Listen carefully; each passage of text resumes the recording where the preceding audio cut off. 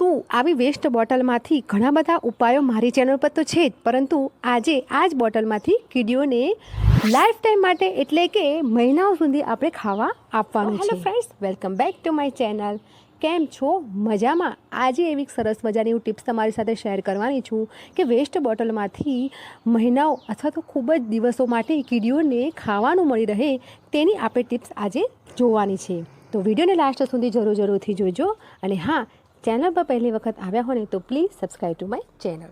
તો સૌ પ્રથમ અહીં જુઓ, મેં એક પરાતમાં લોટ લીધો છે. તમે કોઈ પણ પ્રકારનો ઘઉંનો, બાજરીનો કે મકાઈનો લોટ લઈ શકો છો. ઘણું બધું ખાવા બનાવવાનું હોવાથી અહીં મેં લોટ વધારે લીધો છે. સૌ પ્રથમ તો અહીં હું પાર્લેજી લેવાની છું, કારણ કે પાર્લે શું હોય છે કે ખાવામાં થોડા મીઠા હોય છે, ગળ્યા હોય છે. તો હું પાર્લેનો ભૂકો કરી લઈશ. અહીં તમારે જો પાર્લે ન નાખવા હોય તો સ્કીપ પણ તમે કરી શકો છો. તો જો હાથની મદદથી મેં ટ્રાય કરી જોયો, પરંતુ તેનો ભૂકો થતો નથી. તો આવે એક ખાયની મદદથી આવી રીતે પાર્લે શું હોય છે કે તેને કચરા કરી દઈશ અને તેમાં એડ કરી દઈશ. અહીં મેં વધારે પડતો લોટ લીધો છે, તો 2 થી 3 મેં પેકેટ પાર્લેજીના લીધા છે. તો આમાં શું હોય છે કે ઘણી વખત આપણે લોટ વધેલો હોય અથવા તો ક્યારેક કેટલી વખતે કિરિયાણું પૂરતા હોઈએ છીએ. અને પહેલાં પણ સૌપ્રથમ વર્ષો પહેલાં પણ એક ટિપ્સ વાપરતા હતા, જેમાં એક કાસલી હતી. કાસલીની અંદર તેને કાણું કરી નાખતા હતા અથવા તો નાળિયેરની અંદર કાણું કરી નાખતા હતા અને તેની અંદર આ બધો લોટ છે કે જે આપણે એમને ખાવા આપવું હોય તે બધું આપણે ભરીને અને ખાડો ખોદીને મૂકતા હતા. તો શું હોય છે કે તેમને શાંતિથી ઘણા બધા દિવસો સુધી તેમનું ખાવાનું મળી રહેતું હતું. પરંતુ શું હોય છે કે જો તમારી પાસે આવી કાસલી કે નાળિયેરનો કે એવી લાવવાનો કોઈ ખોટો ખર્ચો ન કરવો હોય તો પણ તમે એક પુણ્યનું અથવા તો કીડીઓ માટે ખાવાનું તમે પ્રિપેર કરી શકો. આમ તમારે શું હોય છે કે લોટ અને બિસ્કિટનો ભૂકો બંને મિક્સ કરી દેવાનું છે. હવે આગળ તમારે જે એડ કરવું હોય તમે એડ કરી શકો છો. અહીં મેં સફેદ તલ એડ કર્યા છે 1 વાટકી જેટલા, અને ખાંડ અથવા તો ગોળને પણ તેનું શું હોય છે કે ભૂકો અથવા તો તેને કાતરીને પણ તમે એડ કરી શકો છો. અહીં મેં ખાંડ આ વસ્તુ માટે જ મેં પર્પઝ કરી છે, એટલે કે પરચેસ કરી છે. તો હવે આ બધું મિક્સ કરી દઈશું. હવે થોડું ઘી એડ કરીશું. આમાં શું હોય છે કે અમુક લોકો ઘી એડ કરતા હોય છે ને અમુક લોકો પાણી પણ થોડું નાખીને આ બધું શું હોય છે મિક્સ કરી દેતા હોય છે. અહીં મેં ઘીનો ઉપયોગ કર્યો છે અને ઘી મેં 1 વાટકી જેટલી મેં એડ કર્યું છે અને આ બધું જ હવે આપણે મિક્સ કરી લેવાનું છે. તો આમાં કંઈ પણ મેં વસ્તુ બહારથી હું લાવી નથી. હા, પાર્લેજી હતા એ ઘરમાં જ હતા તો તેનો મેં ઉપયોગ કરી લીધો છે. તમારે એવું કોઈ જરૂરી નથી કે પાર્લેજી લાવીને પણ તમે આવી બનાવી શકો છો. હવે જો આ ટાઈપની જે બોટલો, ખાલી બોટલો હોય તેની અંદર આવી રીતે ભરી લેવાનું છે. હવે તમારે મનમાં એમ થતું હશે કે ખાલી બોટલો ભરી દીધી છે પણ શું કીડી કેવી રીતે ખાશે અને તેને લાંબા ગાળે માટે અથવા તો મહિનાઓ સુધી કેવી રીતે એનું ભોજન મળી રહેશે. તો વિડીયોને લાસ્ટ સુધી બની રહેજો તો તમને ખ્યાલ આવશે.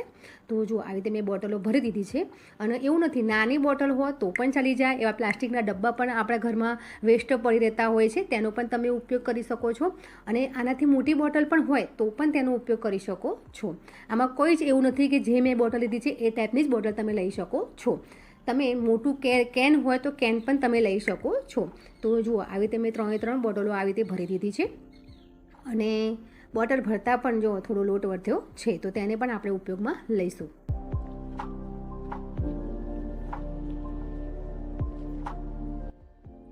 હવે આ બોટલ આપણે ભરી દીધી છે તો તેને આ રીતે ગરમ ચક્કુ અથવા તો કોઈ સળિયો હોય કે ખીલ્લી હોય તેને ગરમ કરીને આપણે હોલ કરવાના છે, જેથી મદદથી કીડી અંદર જઈ શકે.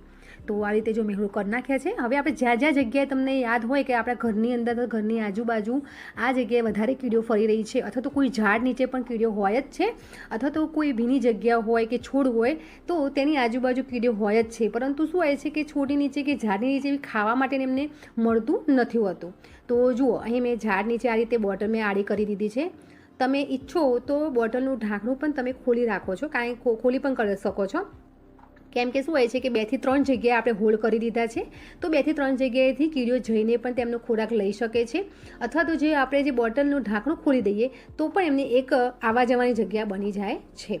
તો આ રીતે 2 ઝાડ નીચે 2 બોટલો મેં મૂકી દીધી છે. કુલ મેં 3 બોટલો તૈયાર કરી છે અને 1 બોટલ અહીં ઘરની અંદર જ હું મૂકીશ, જેથી કરીને આપણે ખ્યાલ આવે કે કીડીઓને ખાવાનું પૂરતું મળી રહે છે કે નહીં. હવે એક આખી બોટલ એમના માટે ઘણા બધા દિવસો માટેનું એક ટિફિન તૈયાર કરી દીધું હોય એમ પણ કહી શકાય. અને ઘણા બધા દિવસો સુધી તેમને એક જ જગ્યાએથી ખોરાક મળી રહેશે અને તેમને ક્યાંય બહાર જવાની કે શોધવાની જરૂર નહીં પડે. તો આ રીતે મેં બોટલો મૂકી દીધી છે અને હવે જે લોટ વધ્યો હતો તે આવી રીતે જુઓ અહીંયા કીડી મને ફરે છે તો મને ખ્યાલ જ હોય છે. તો તમે જોઈ શકો છો, ઝૂમ કરીને હું તમને બતાવું છું. જ્યાં મેં લોટ નાખ્યો છે તરત કીડીઓ ત્યાં ફરવાનું ખાવાનું ચાલુ કરી દીધું છે. તો આપણી જે મહેનત છે ને આપણો જે ઉપાય છે એ પરફેક્ટ છે ને ખરેખર કીડીઓને ખાવાનું મળી રહે છે. તો આ રીતે તમે શું હોય છે કીડીને કીડિયાણું તમે આપી શકો છો. રોજે આપણે યાદ કરીને આ રીતે બનાવીને ન આપી શકતા હોય, ન યાદ આવતી હોય, કારણ કે અત્યારે શું હોય છે ફાસ્ટ લાઈફમાં કંઈ આ બધું કરવાનો આપણે ટાઈમ મળતો નથી હોતો. તો શું હોય છે એક જાતનું કીડીઓ માટે કે કોઈ પણ જીવાત માટે તમે ટિફિન તૈયાર કરી શકો. કીડિયાણું પૂરવાથી તો તમને ખ્યાલ જ છે ઘણા બધા અઢળક ફાયદા છે અને જીવનમાં ઘણું બધું પરિવર્તન પણ આવી જ જશે. તો ફ્રેન્ડ્સ, આ હતી મારી આજની ટિપ્સ. આજની ટિપ્સ તમને ગમી હોય તો પ્લીઝ શેર જરૂરથી કરજો, લાઇક જરૂરથી કરજો, કમેન્ટ જરૂરથી કરજો. હવે આવી અવનવી ટિપ્સ લઈને જરૂરથી આવીશ. ત્યાં સુધી બાય, જય ભારત.